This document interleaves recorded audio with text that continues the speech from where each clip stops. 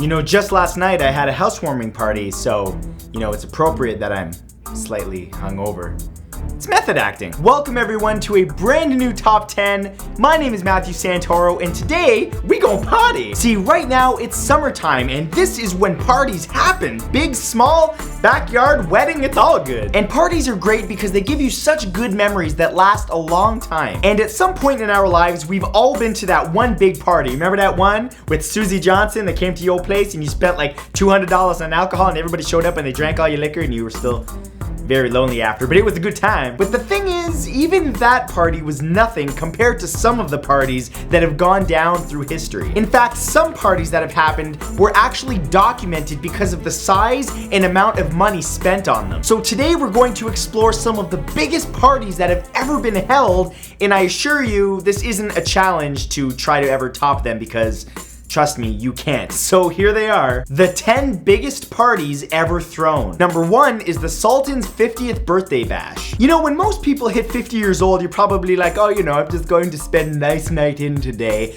But not Sultan Haji. He did it a little bit differently. Instead of just relaxing or even buying just some pizza and maybe a dancer or two, the Sultan fed his guests champagne and caviar. But that was not enough for the Sultan of Brunei. Oh no, he also flew in Michael Jackson for a cost of $16 million, even though he didn't even attend the concert. Between the drinks, caviar, Michael Jackson, and everything else that he spent money on for his 10,000 guests that were in attendance, the total cost of the party, my friends, came to $27 million.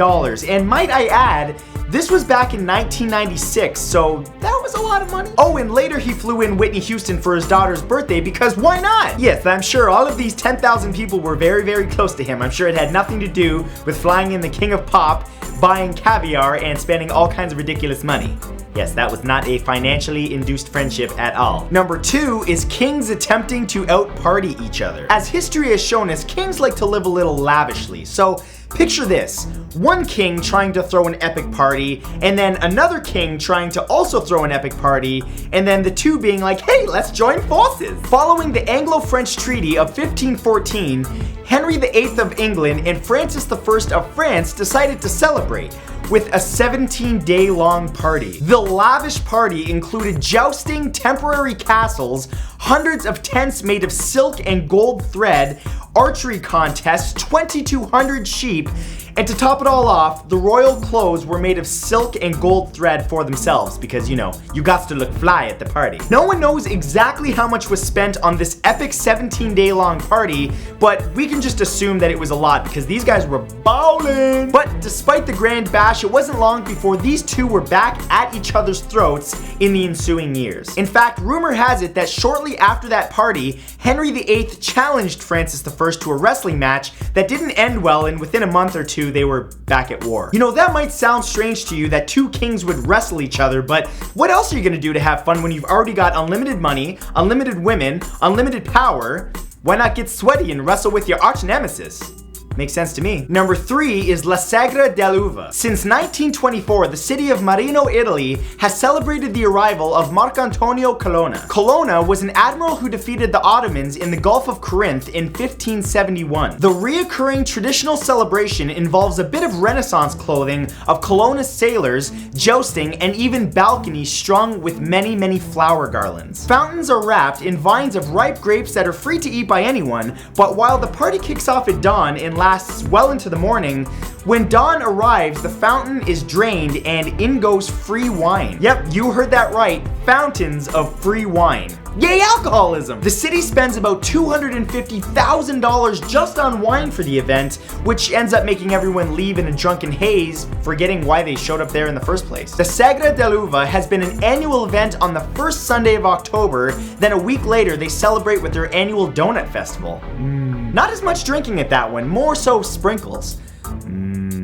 Sprinkles. Wrinkles. Number 4 is Admiral Russell's cocktail party. Geez, you know, this one's surprising. You wouldn't think that an admiral would be the type of guy to challenge prospective partygoers to drink like a sailor. No. Well, out of appreciation for his officers, Admiral Edward Russell invited 5,000 of his closest sailors to have a drink. But when I say a drink, what I really mean is 250 gallons of brandy, 125 gallons of wine, 1,400 pounds of sugar, 2,500 lemons, 20 gallons of lime juice, and 5 pounds of nutmeg. That's a lot of drinks. It was probably also history's largest cocktail, period, because the entire contents of the ingredients that I just mentioned were all poured into a single drink in his garden's fountain. Friends, this party was so expensive and massive that it took them an entire week to finish that drink. Yeah, this sounds nice in theory, but an entire week of drinking the same cocktail? I'm not James Bond or a sorority sister, so that's not for me. Number 5 is VJ and VE Day. Just in case you skipped history class, there was once this little event called World War II. After the successful defeat of the Nazis, the entire world celebrated with city squares in the US, France, UK, and Soviet Union packed with people. Almost 2 million people in Britain alone flocked to the streets despite being half starved, and in fact, New York City was so packed that the new mayor had to encourage people to go home. And from there, it was pretty much pandemonium. Soldiers went AWOL, ships started giving out rum rations, European towns held parades, and soldiers were given alcohol from command posts. People were even partying in churches. Churches! But out of them all, Russia may have partied the hardest, considering that Moscow actually ran out of liquor to drink because venues served free drinks to the streets where people were basically flooded in ankle-high vodka. And the next day was the world's largest hangover. And the war's over.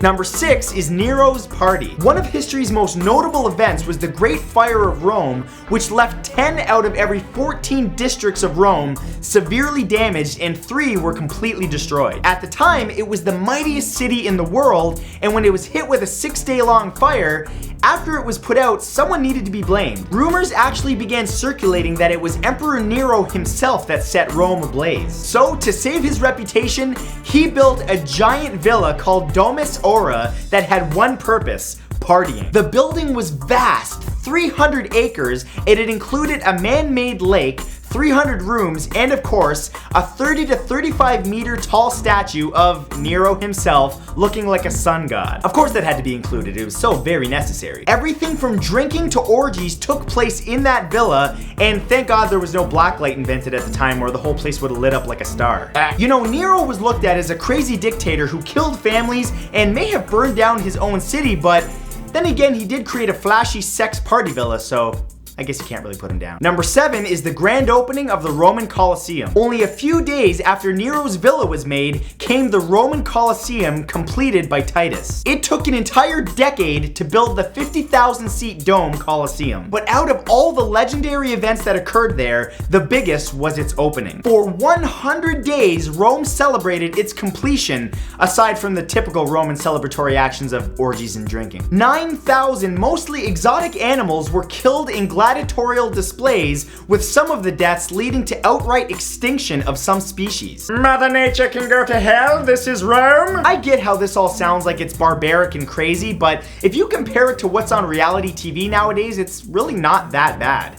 Honey Boo Boo is a terrible, terrible travesty. Number 8 is the premiere of Les Noches. On June 13th, 1923, Igor Stravinsky's ballet Les Noches premiered in Paris, France, so a giant lavish party was held in his honor. The party was announced that it would take place on the 1st of July on a barge in the Seine River that would include the intellectual elite. And they went all out with this party. They gathered 5-star French chefs, plenty of drinks, that's a bit of an understatement, and notable guests like F. Scott Fitzgerald and Pablo Picasso. Now normally flowers would be at an event like this, but because florists were closed on Sundays, they brought toys, fire trucks, dolls, clowns, stuffed animals, and toy trains, because why not? And having the artistic mind that he had, Picasso decided that these toys could symbolize a car wreck. So he piled them all together as a nice piece of art for the gathering. Yes, because that's what people want to look at a party, a big devastating car wreck. Hundreds of thousands of dollars was spent on this party and saw some of society's most affluent and elite getting drunk off their faces. Now that sounds like a party. When Pablo Picasso was getting drunk beside you, I would have given him some finger paints and been like, paint my face, Pablo, paint my face. And he would have been like, okay. And then he does it. And then I say, drunk Pablo Picasso did my face.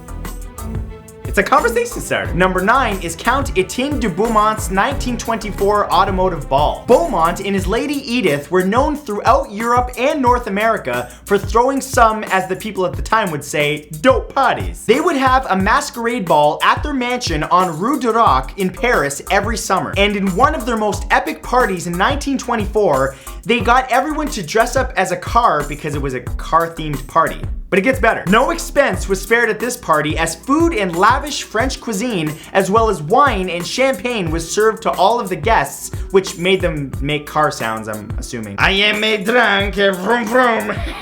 In fact, one of their guests, Raymond Radjouet, was so taken by the Beaumonts' frequent parties that he did something unique. He based his famous novel La Balle du Comte d'Orogel about them, which is about a love triangle. Well, this means one of two things. Either they were actually having threesomes, in which case this is super embarrassing because there's an entire novel written about it, or there was never any threesomes, in which case this all happened in the guy's head. Either way, unstable!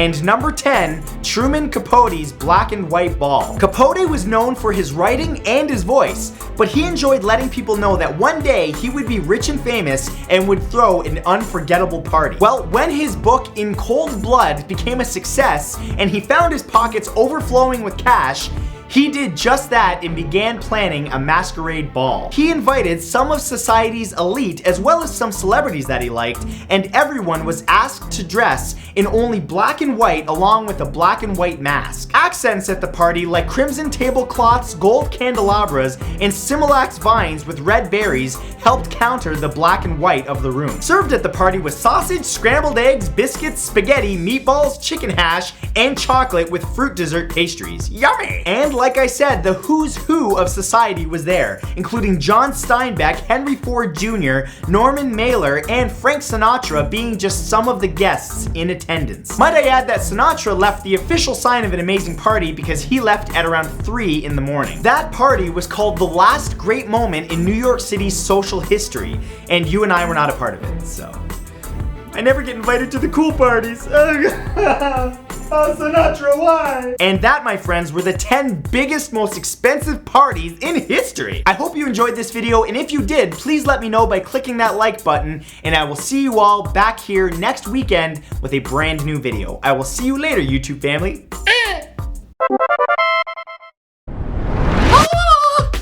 That was weird. Hey guys, thank you so much for watching this video. If you missed my last video, be sure to click here. If you want to see my vlogs, unboxings, and extra bonus content, subscribe to my second channel here. And of course, if you want to be notified of my next video on this channel, be sure to click that big red subscribe button below. And of course, for all of you watching on your mobile device, all of the links I just mentioned will be in the description below. Have a great day, guys. Thank you one last time, and I will see you next week. Bye.